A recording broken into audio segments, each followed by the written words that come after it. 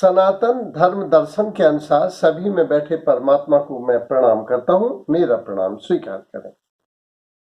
धर्म से आशय, धर्म स्वभाव है, धर्म नैतिक कर्म है, धर्म कर्तव्य है, धर्म स्वभाव है। जैसे अग्नि का धर्म जलाना है तो उसका स्वभाव है। धर्म से आशय बहुत अधिक हैं। धर्म से 14 अर्थ हैं धर्म के। सत्कर्म करना भी, पूजा प्रार्थना करना भी धर्म है, नैतिकता भी धर्म है। तो धर्म से के लक्ष्य जाने तो पता लगता है समग्र के विकास हेतु किया गया प्रयास धर्म है। व्यक्ति से समष्टि की ओर ले जाना धर्म का लक्ष्य है। व्यक्ति को समाज के अनुसार, परिस्थिति के अनुसार ले जाना। इसीलिए उन्होंने कहा है, युधिष्ठिर ने बतलाया है यक्ष को कि धर्म क्या है। तो उन्होंने बतलाया कि महाजनु इन गता पंथा, अर्थात धर्म का लक्ष्य, महाधर्म का से अर्थ महाजनों के, जो उस युग के महापुरुष हैं, उनके द्वारा किया गया कार्य ही धर्म है। माने देश काल परिस्थिति के अनुसार किया गया कर्म ही धर्म है। धर्म से, सनातन धर्म से लें तो सनातन माने होता है शाश्वत, इटर्नल, शाश्वत, जो सदैव है। ये शाश्वत, जैसे 2 और 2 4 शाश्वत है। सूर्य पूरब में निकलता है, ये शाश्वत है। जो सत्य किसी ने खोजे नहीं है वरन जाने हैं, वह सब शाश्वत है। तो उसी तरह से सनातन धर्म में सत्यों को स्थापित करने वाला कोई नहीं है, सत्यों को जानने वाला ही है। सनातन धर्म का लक्ष्य भी वही है कि समग्र के व्यक्ति के विकास हेतु। बहुत से लोग इसको रिलीजन का पर्याय मान लेते हैं। रिलीजन माने एक होता है एक सेक्ट, एक सेक्शन, एक वर्ग विशेष को संचालित करने वाला। इसीलिए सुप्रीम कोर्ट ने कहा है कि हिंदुत्व और हिंदू कोई धर्म है ही नहीं, ये तो विभिन्न धर्मों का समुच्चय है, समुद्र है। ये तो एक ऐसा बटवृक्ष है, ऐसा महासागर है जिसमें विभिन्न विचारधाराओं की नदियां आती हैं और वह ऐसी मिलजुल गई हैं कि वो सब मिलके एक सनातन धर्म बना है। हिंदू धर्म के तो हमको बाद में कहा गया, विदेशियों के द्वारा, विधर्मियों के द्वारा कहा गया, हम अपने को सनातन कहते हैं। इसीलिए सनातन धर्म को रिलीजन के या मजहब के तरह प्रयोग करना ठीक नहीं है, क्योंकि मजहब और रिलीजन में कोई एक उसका संस्थापक होता है। जैसे जैन धर्म के महावीर, इस्लाम धर्म के मोहम्मद साहब और ईसाई धर्म के प्रभु ईसा मसीह। तो संस्था एक पुस्तक होती है कि हिंदू धर्म की कोई पुस्तक नहीं है। इतनी पुस्तकें हैं कि विरोधी पुस्तकें भी इसमें पाई जाती हैं, विरोधी विचारधारा भी पाए जाते हैं। तो इसको एक समुद्र की तरह ही स्वीकार करना पड़ेगा। इसमें मनुष्य मात्र के लिए वर्णन आया है, इसलिए धर्म से इसकी तुलना करना, रिलीजन से करना, रेगुलेट करना एक सेक्शन को, उसमें एक निश्चित कर्मकांड होता है। सनातन धर्म में कोई निश्चित कर्मकांड नहीं है, कोई पुस्तक नहीं है, कोई इसका संस्थापक नहीं है। इस तरह से रिलीजन के अर्थ में धर्म नहीं जाना जा सकता। ये शाश्वत नियमों की खोज जो सुनी गई, उसी को हमने धर्म माना। इसीलिए सनातन धर्म दर्शन के आधार वेद हैं। वेद से मतलब वेदंती इति वेदा, जो जाना गया वह ज्ञान, उसे हम वेद कहते हैं। वेद ही हमारे धर्म का आधार है। इसमें इनको श्रुति इसलिए कहा जाता है कि सुना गया। क्या सुना गया? जो सबसे पहले नाद सुना गया, उस नाद में ओम था। ओम, जिसे नासा के वैज्ञानिकों ने भी स्वीकार किया है कि ग्रहों आदि में ओम की ध्वनि आज भी उच्चारित हो रही है। ये 3 लघु मात्राओं के द्वारा बनाया गया, क्योंकि इसको लिखा भी नहीं जा सकता था, क्योंकि हिंदी में ही 2 तरह से इसे लिखा जाता है। कहीं इसे आमीन कहा गया, कहीं ओमीन कहा गया, कहीं इसे ओम कहा गया, अलग अलग ढंग से, अलग अलग भाषाओं में, अलग अलग धर्मों में इसको अलग से, लेकिन ये नाद सुना गया, इसको ओम के नाम से संबोधित किया। वेद, वेद भी हमारे यहाँ एक नहीं है, 4 हैं वेद। जैसे ऋग्वेद संसार की सबसे प्राचीनतम पुस्तक आज ऋग्वेद स्वीकृत हो चुकी है, मान्य हो गई है, और इसमें ऋग्वेद में देवताओं की स्तुतियां की गई हैं, प्रकृति की, जैसे पवन तुम्हें प्रणाम, सूर्य तुम्हें प्रणाम, अग्नि तुम्हें प्रणाम, पृथ्वी तुम्हें प्रणाम। तो प्रणाम माने प्रार्थना, प्रार्थनाओं से इसका प्रारंभ हुआ है और विभिन्न देवी देवताओं की प्रार्थना की गई है। इसमें कर्मकांड के भी बीज पाए जाते हैं, इसमें मूर्ति पूजा के बीज भी पाए जाते हैं, इसमें ज्ञानांश भी है। इसलिए ऋग्वेद से कालांतर में इसीलिए ब्राह्मण ग्रंथ निकले, अरण्यक निकले और उपनिषद निकले। इसके बाद दूसरा ग्रंथ है यजुर्वेद। इसमें ये कर्मकांडों से जुड़ा था, यज्ञ की विधि थी, विभिन्न प्रकार की वेदिकाएं बनाई गई थी, विभिन्न देवी देवताओं के आने के आसन बनाए गए थे, वे आसन अलग अलग थे, उनको अलग अलग रंग के फूल चढ़ाए जाते थे। जैसे सरस्वती जी को सफेद फूल चढ़ाए जाते हैं, लक्ष्मी जी को लाल फूल चढ़ाए जाते हैं। तो ये रंगों का, ये मंत्रों का जो ऋग्वेद था वो वस्तुतः मंत्रों का संग्रह था, लेकिन उन मंत्रों का उपयोग किस तरह से करना है, किन देवी देवताओं को किस तरह से करना है, ये यजुर्वेद में आया।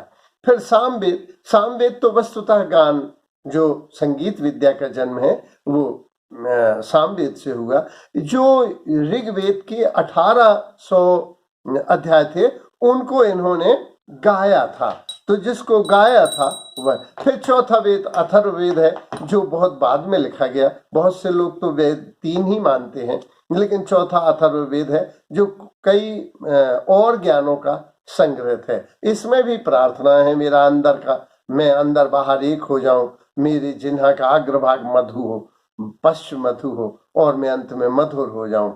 अथर्ववेद में ईश्वर को भी परिभाषित किया गया है।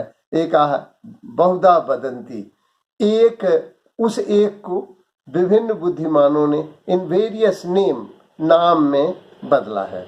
तो इसके वेदांग भी बहुत हैं। इन हिंदू दर्शन में इतनी पुस्तकें हैं कि संसार भर की पुस्तकों को एक पलड़े में रख दिया जाए, और हिंदू दर्शन की पुस्तकें, तो हिंदू दर्शन की पुस्तकें डॉक्टर राधा कृष्णन ने लिखा है कि वे ज्यादा होंगी। इसके वेदांग हैं, शिक्षा माने उच्चारण, दूसरा निरुक्त है, शब्दों की कैसे उत्पत्ति होती है, व्याकरण के बिना तो सब अधूरा है। फिर इसको शिक्षा, निरुक्त, छंद, किस स्वर में क्या कहा जाएगा, जो कल्प है वो कर्म कांड है, और ज्योतिष तो इनकी आंख है।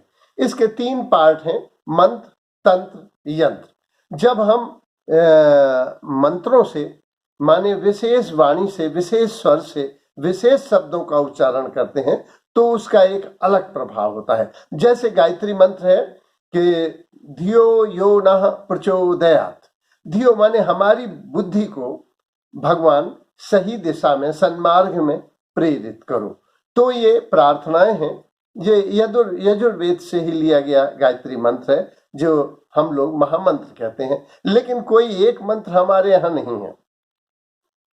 तंत्र मंत्र वर्तमान में, लेकिन इतने ज्यादा पुराण हैं, 18 पुराण हैं, उपनिषद हैं, दर्शन हैं, जैसे सांख्य दर्शन, मीमांसा दर्शन। सांख्य दर्शन में प्रकृति और पुरुष, प्रकृति ही पुरुष को नचाती है। तो ये दर्शन इतने ज्यादा हैं, इसलिए इन सबको समाहित करते हुए 3 ही आए हैं। प्रथम मनुस्मृति, मनुस्मृति जो Hindu law guided by Manusmriti, जैसे शरीयत से इस्लाम मुसलमान गवर्न होते हैं, उसी तरह से मनुस्मृति से। लेकिन मनु ने जो धर्म की परिभाषा बताई उसमें पूजा प्रार्थना नहीं है, उसमें अक्रोध है, उसमें सत्य है, न्याय है, निष्पक्षता है, करुणा है, उदारता है, आदि गुणों से अलंकृत लोगों को ही धार्मिक कहा है मनु ने। फिर मानस, मानस में सभी ग्रंथों का नाना पुराण निगमागम सम्मत, मानस में सभी पुराणों का सार दे दिया। तुलसीदास जी की ये विशेषता थी कि इन्होंने इन ग्रंथों को एक सरल सीधी सपाट एक कथा में, सरस कथा में ऐसा सुनियोजित किया कि सभी वर्गों के लिए वो मान्य हो गई। गीता एक समन्वयकारी ग्रंथ है जिसमें पुराणों का और वेद व्यास एक समन्वयकारी हैं। उन्होंने कर्म योग, धर्म योग, उन्होंने ज्ञान, कर्म, भक्ति, कर्म कांड सभी का इसमें समन्वय, निराकार, विधि विधानों का निषेध और विधि विधानों की अनुशंसा सब एक से एक समन्वयकारी ग्रंथ दिया है, जो दार्शनिक पृष्ठभूमि पर इससे श्रेष्ठतम ग्रंथ में हिंदू दर्शन के पास नहीं है। तो इससे इसके दर्शन माने क्या? दर्शन माने होता है दृष्टिकोण। दृष्टिकोण जो वैचारिक मंथन के से निष्पत्तियां निकलती हैं, निष्कर्ष निकलते हैं, जो नीतियां बनती हैं, वह इसकी दर्शन की विशेषता। हिंदू दर्शन की पहली विशेषता यह है कि 300 ऋषिकाएं थी जिन्होंने वेदों में अपना कंट्रीब्यूशन दिया। हमारे यहाँ मैत्री, गार्गी आदि ऐसी महिलाएं हैं जो समान रूप से समादृत हैं।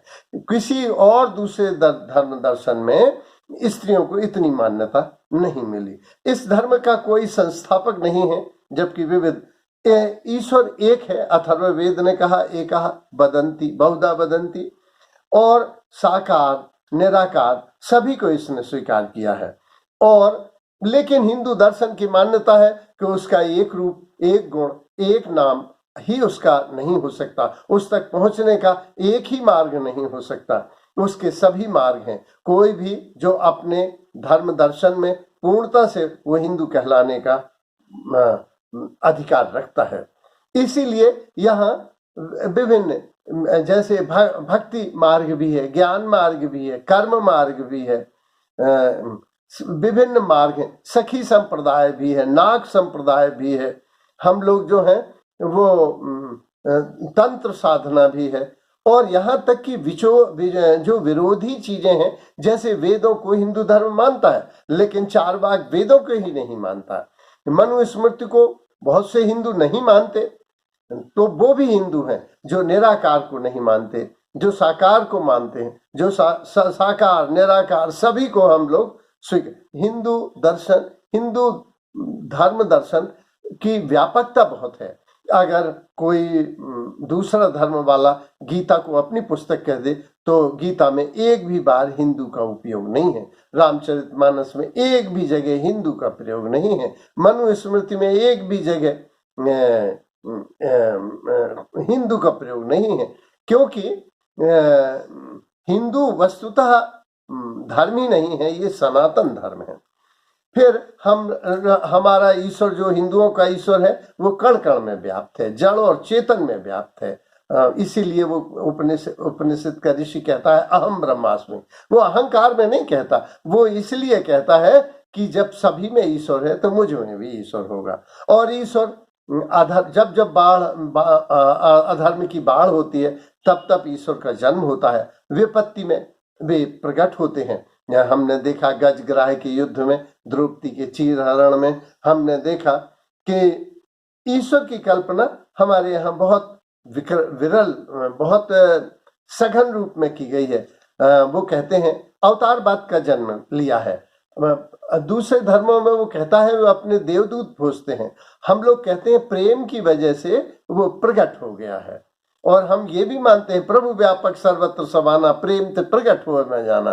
तो प्रकट होके वो सब भक्तों के हित में वो साकार रूप धारण कर, तो अवतारवाद भी की कल्पना की गई है। इसके बाद विश्व बंधुत्व का सिद्धांत उपनिषदों ने हमें दिया है, और हम ये मानते हैं आत्मा का अनंत जीवन है। कठोपनिषद में आया कि जीव वो जो माया में विमूढ़ है, ईश्वर वो जो माया को संचालित करता है। माया रामचरितमानस में तो रामचंद्र जी ने है, मैं और मोर, तू और तोड़, यही माया है। इसमें जो विमूढ़ है वो जीव है, जो इससे मुक्त है वो आत्मा है। और आत्मा परमात्मा का अंश है। वो जीव अंश, जीव को हम परमात्मा का अंश मानते हैं। इसमें भक्त और भगवान एक ही तरह से हो गए हैं। माने इतना तत्व मसी सोइत केतु, या जिसने कहा अनल हक और ब्रह्मा अहम ब्रह्मास्मि, वो उसी तरह से है कि भक्त भगवान गुरु ये सब एक ही रूप हो गए हैं। गुरु को हमारे यहाँ भगवान से मिलाने वाला माना गया है, गुरु को बहुत महत्व दिया गया है। दूसरा आत्मा, आत्मा अगर बौद्ध से, जैन से, हिंदू से निकाल लो तो इसके बहुत से सिद्धांत हिल जाते हैं। आत्मा को, और आत्मा ही मनुष्य है। कर्म का सिद्धांत माना गया है, लेकिन कर्मों की निर्जरा यह भी माना गया है कि कर्म जो जस करे सो तस फल चाखा, लेकिन जो प्रायश्चित कर लेता है और पश्चाताप कर लेता है उसके कर्मों की निर्जरा भी हो जाती है। विरोधी मतों को हमने स्वीकार किया है। मानव मात्र के लिए ये धर्म है। कोई ये कहे कि ये मुसलमानों के लिए, ईसाइयों के लिए है, ये यहूदियों के लिए है, ये ए मुसलमानों, यहाँ कहीं नहीं लिखा ए हिंदुओं, ए सनातन धर्मियों, नहीं, मनुष्य मात्र के लिए ये किया।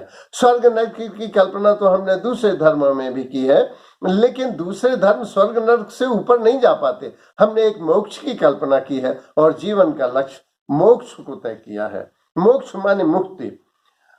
यहाँ शैतान को दुर्वासनाओं के रूप में माना गया है, जैसे काम, क्रोध, लोभ, मोह, नाथ नरक के पंथ। तो वो कहती है और जीवन का लक्ष्य बताती है कि इनको छोड़ो और भजन करो। तो ऐसे ये धर्म, गीता कर्तव्य कर्म को ही धर्म मानती है। तो इस तरह से सनातन हिंदू दर्शन अपने आप में बहुत ऊंचा है। उसको प्रणाम और आपको प्रणाम। धन्यवाद।